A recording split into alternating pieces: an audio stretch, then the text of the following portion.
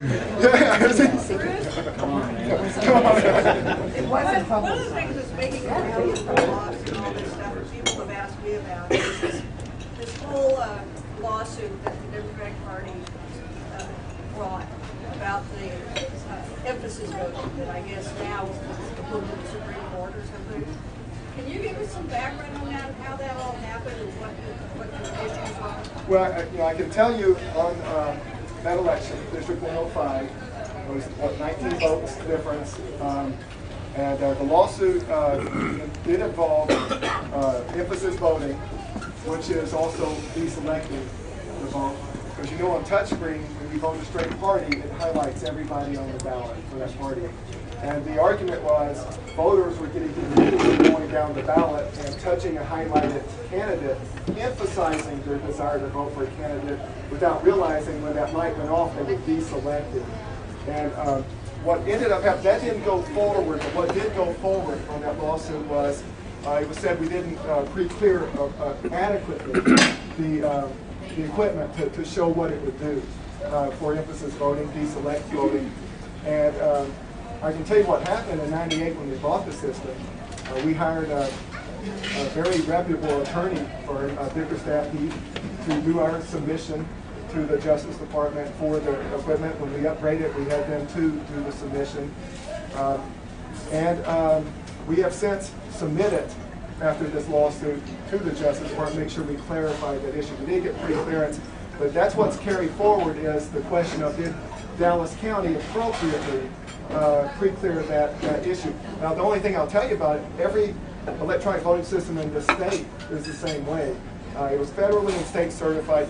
But if you ask me the question, could anybody make that mistake?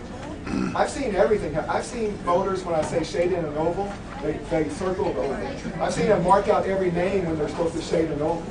I've seen everything. So can that happen? Absolutely. That's a vulnerability that is a vulnerability of touchscreens. We put signs on the machines, but it's not a perfect system. And the issue carried forward is about the pre-clearance on that.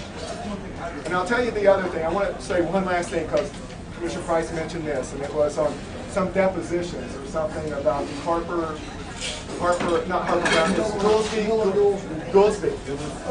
Goolsby hired This is her club. Yeah. Okay, I want to tell you about Yeah, it. this is her club. Okay, good. I'm glad because I want to tell you about that. This whole situation, I don't even know what they're talking about, but I'll tell you the situation in that election. That election, after it was held, Goolsby's, I think Allen and Company, did some report. And they came into our office and they said to me, Brian, I think it's Brian something, I think it was like Brian Mays, came in to my office and he said, if you have in this precinct, and show me a precinct, a Democrat congressional candidate that got less votes than a state rep candidate in that race, would that be odd to you? And I said, absolutely. Because it's straight party voting, because that process, would that be odd to you? I said, yes. Now, what happened, and I didn't even know, and I don't even know if I saw a name that day, it wasn't my report, and it was one that was generated by Goolsby's campaign. Goolsby's complaint on this had the Democrat candidate. It was not a Democrat, it was an independent candidate. Libertarian. Yeah, libertarian, independent. No, but they had it listed. But they had it listed as, now I didn't know that, and I didn't even see it. So my only involvement was answering a question if a Democrat congressional candidate at the top of the ticket got less votes than a state rep at the bottom, would that be odd? And I would tell you right now, absolutely. It's unheard of. It can't happen.